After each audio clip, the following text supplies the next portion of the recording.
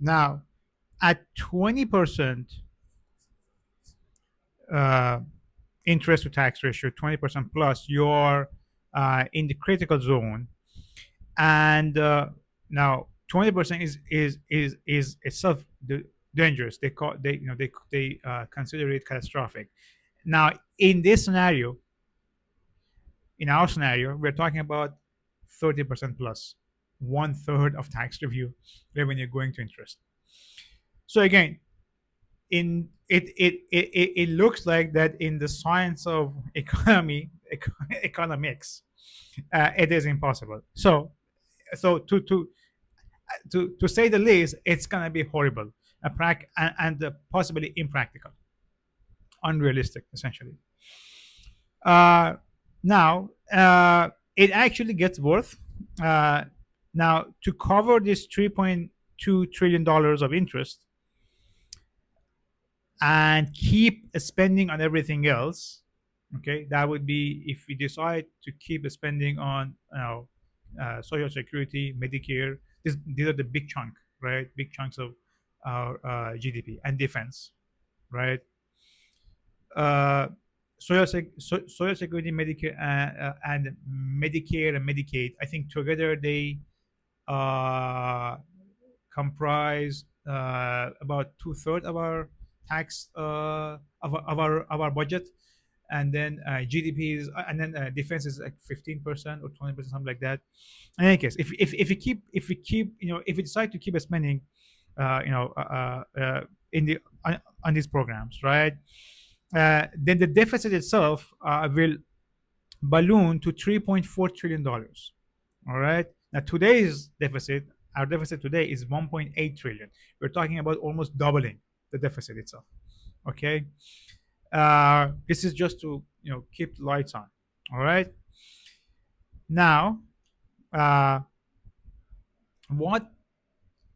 Now let's talk about what is going to be a realistic ceiling on the debt, because again, according to the economists, this is not going to happen. We can't get to like 30% or 33% of interest to entire tax ratio. So here's what let's start painting a realistic picture over here. So what will happen realistically is that uh, interest rates, right, uh, uh, are going to go up. We are looking at rising interest rates right now, rising rates on U.S. debt right now. TNX, the 10-year yield is already 4 point some, and it has been rising over the past few months.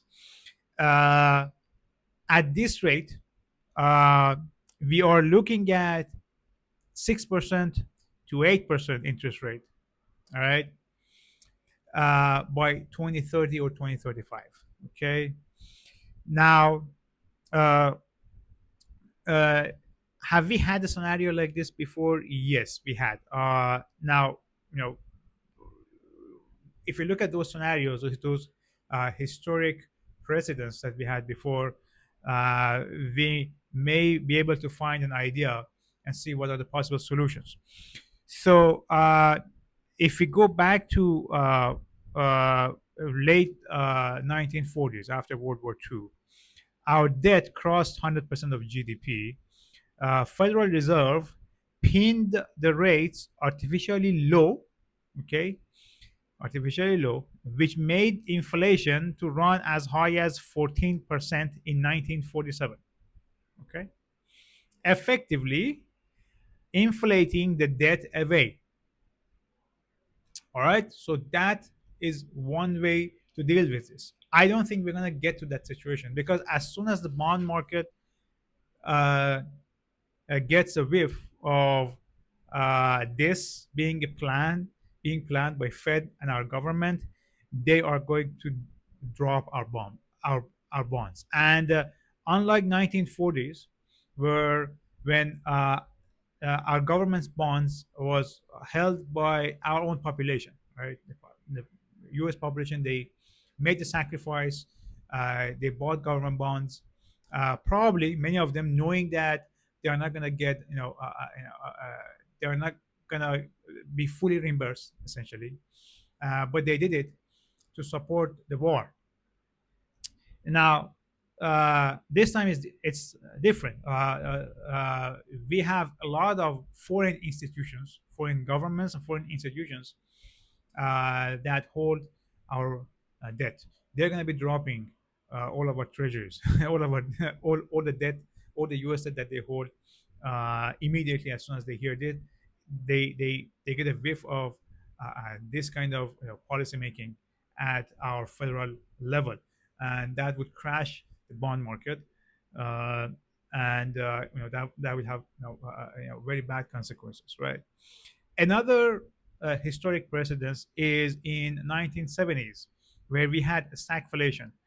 We had rising prices and a stalled growth at that time. That's another possible scenario that could happen. Okay, essentially we will be forced to choose between the worst and the worst, or bad and worst.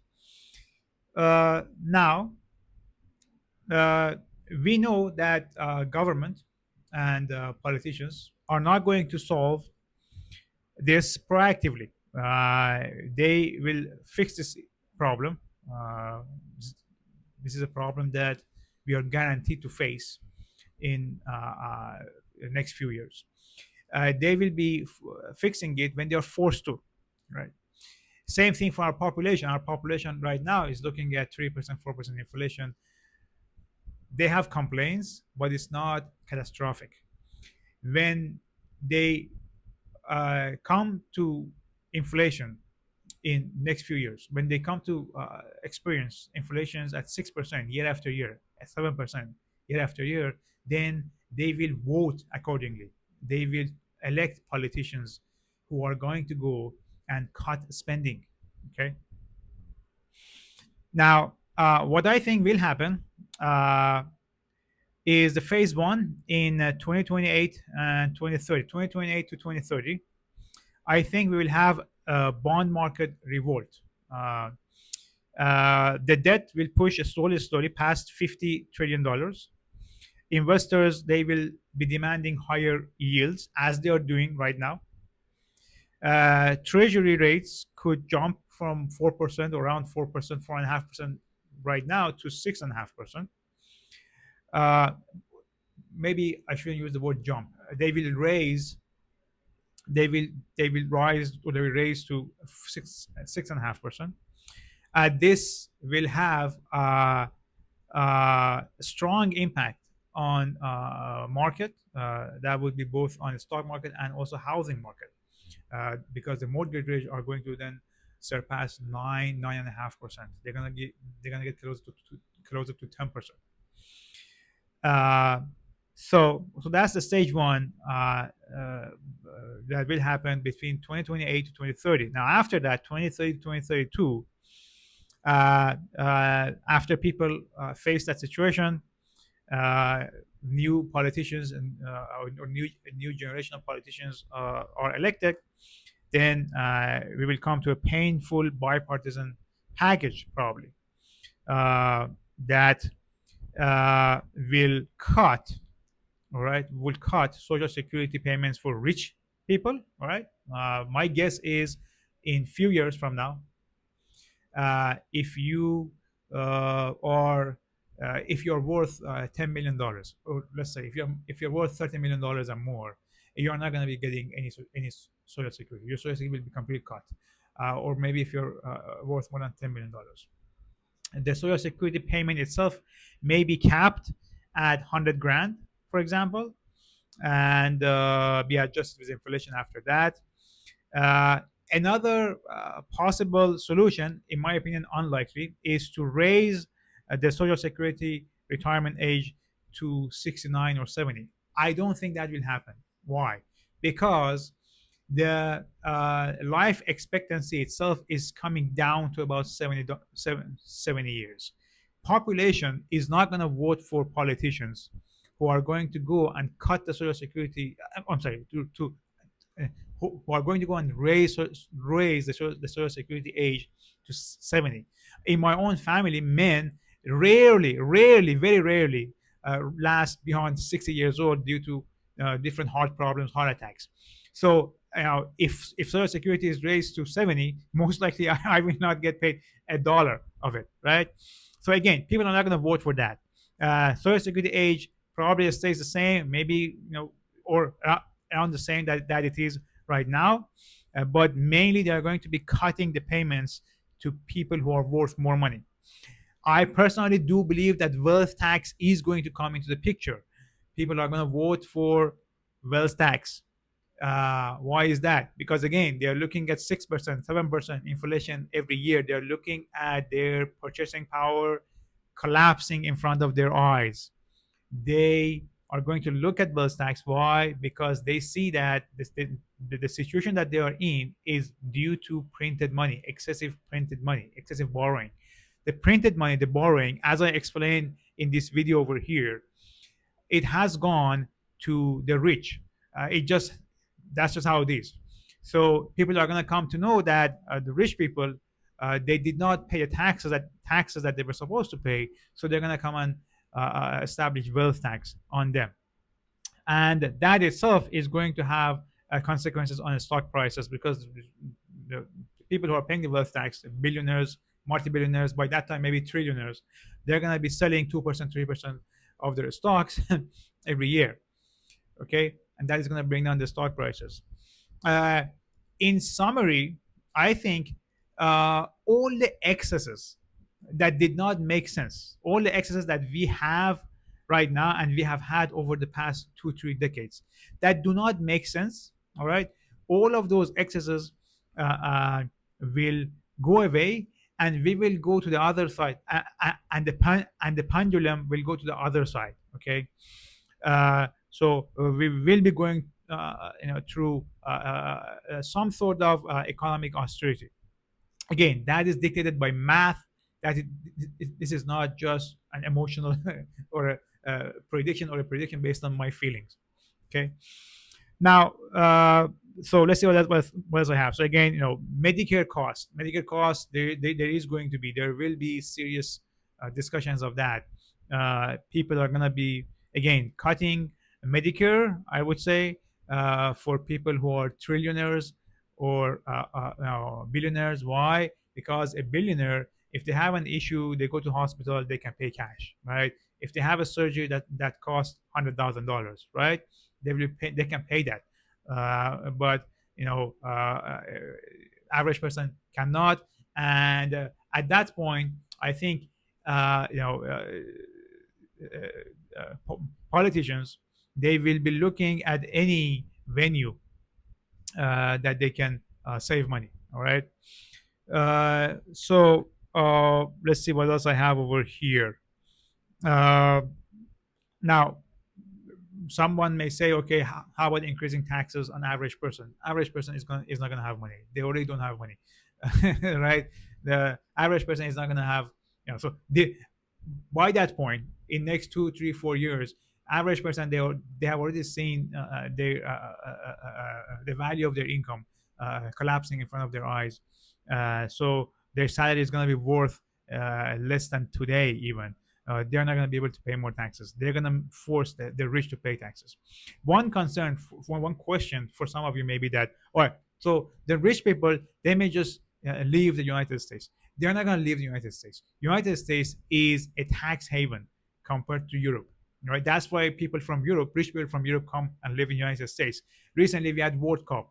Messi, he lives in the United States. Why? David Beckham, he lives in the United States. Both of them being billionaires. Why is that? Because again, United States is tax heaven. Messi, in fact, he had to pay a massive fine for tax evasion in Spain, because he kept, Messi, Ronaldo, they keep their money in offshore accounts in the tax haven islands, Caribbean islands, or other islands, and they were found, and they had to pay, both of them, both Messi and Ronaldo. They had to pay massive fines to a Spain government. You can look this up. Again, U.S. Rich, they are not going to go to Europe. Europe already came to the conclusion. Europeans, they already came to the conclusion that supporting the majority of their society, giving them healthcare, giving them retirement is much more important than the 1% or 0.1% who are super rich. Uh, one may ask, what if these guys escape to China or leave and take their investments and capital to China? They're not gonna do that. I have been in China. Okay, these guys will not survive in China. They're not going to become the next Jack Ma. Jack Ma, they had gone to his head, made him to give away all of his wealth, the control of his company to Chinese government. None of these guys are going to deal with that. China again is a runs a very tight ship, tightest ship on earth possible. Okay, they are not gonna. They look at billionaires. They look at inventors as tools, not as gods. In US, we look at them as gods. So China is on the other